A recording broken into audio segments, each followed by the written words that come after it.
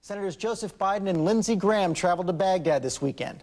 I spoke with them earlier this morning from Amman, Jordan. Good morning, Senators. There's now 10 days to go until the turnover, and I know you were on the ground in Iraq for only a short time, but from what you've seen and heard, Senator Biden, are you more optimistic now or less? I'm slightly more optimistic for two reasons. One, George, we met with the Prime Minister, I think is Alawi, the interim Prime Minister. He's realistic, he's smart, he has a clear sense of what has to happen, and he knows it's not a long shot, but a tough shot. And secondly, meeting with all our commanders on the ground, our military commanders, they have been chastened in a way that they realize that there's going to have to be some changes made relative to the mix of their forces, as well as how long they're going to be there. And thirdly, I think the Iraqi people are, quite frankly, less desirous of us leaving quickly than I thought they were before we came. So if we're smart, and if we view June 30th as a start date and not an end date, and we learn a little bit from the lessons of the past year, I think we can, I still think this can be salvaged. Senator Graham?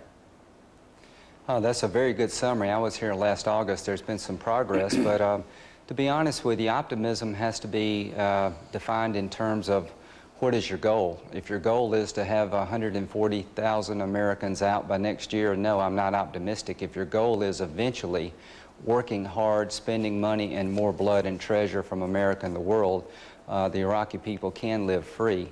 There's some structural deficiencies that exist in we don't have the skill mix in the military. I do think we need more people in terms of skill mix. We've got tank drivers being infantrymen. We've got tank drivers being civil engineers. We need more people with better skills in Iraq. We're not going to train up 32,000 policemen by next year or the end of this year.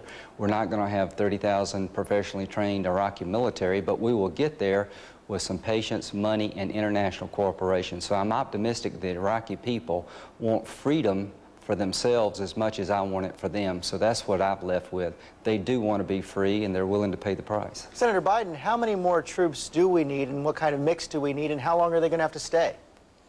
Well, I think they're going to have to stay well through December of '05, George. And I think based on the recognition, speaking with General Abizaid and other commanders, they are aware that they're going to have to be a surge of forces as you approach election. That is, as there is a turnaround of forces coming home, they'd have the forces that are coming in come first, and there'd be an overlap, so we have a little blip in the number of forces.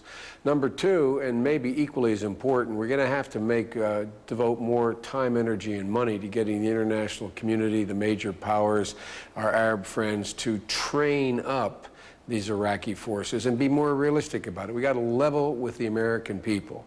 The idea that we're going to have an Iraqi police force that's competent and an Iraqi military that's that is competent to take care of their own security in the next 6 months to a year is totally unrealistic.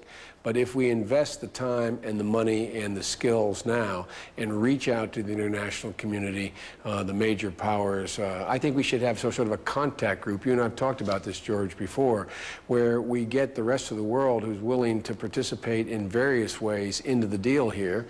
We can not have additional American troops, but we're not going to be in a position where we have fewer American troops. Senator Graham, Prime Minister Alawi made that plea for more international assistance this morning. He also said he was considering imposing martial law when his government takes power on June 30th. Do you think that's a wise move?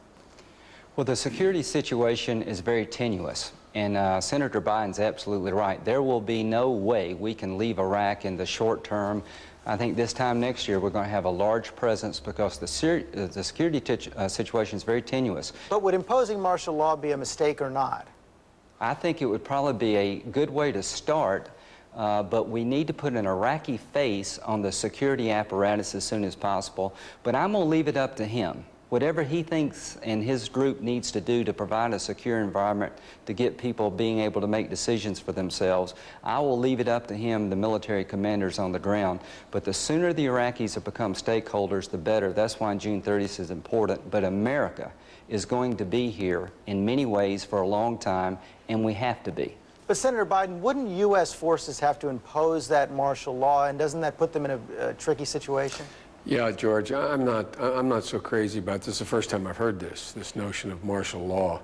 It would seem to me that look, you don't want to, a government should never lay down an order they can't enforce. I am not sure, I am positive that Malawi is not in the position to enforce such a law now without the United States doing it, and I'm not at all sure that's where our commanders would go, but I just don't know that. But it is time, and you know, George, I've been calling for NATO to be involved, and I've been critical of the administration's failure to reach out to NATO the last year, but now it's time for NATO, particularly the French and the Germans, to step up to the ball. They bled for years about how the embargo was doing such great damage to the Iraqi people and the like. If they now refuse Malawi's plea for additional help, then they are being irresponsible. It's time for them to step up to the ball. And there's a lot of things that can be done near term in order to enhance the security situation. We have to hand over not only sovereignty, but eventually capacity. Because if we don't hand over the capacity for this sovereign government to be secure within its own borders and to be at peace with itself, then we're going to inherit a circumstance in Iraq that is equally as dangerous to us as Saddam having been there. To trade Saddam for an Ayatollah, to trade Saddam for a civil war, to trade Saddam for chaos in the region is not a very good bargain. And so the rest of the world has to understand that, and it's time for NATO, and particularly the French and Germans, to act more responsibly now, notwithstanding their frustration with President Bush. Senator Graham, Senator Biden just called out France and Germany. You join that call? Oh, absolutely. The one thing you learn when you go to Iraq, that this is a world problem if we fail. It can be a world success if we succeed.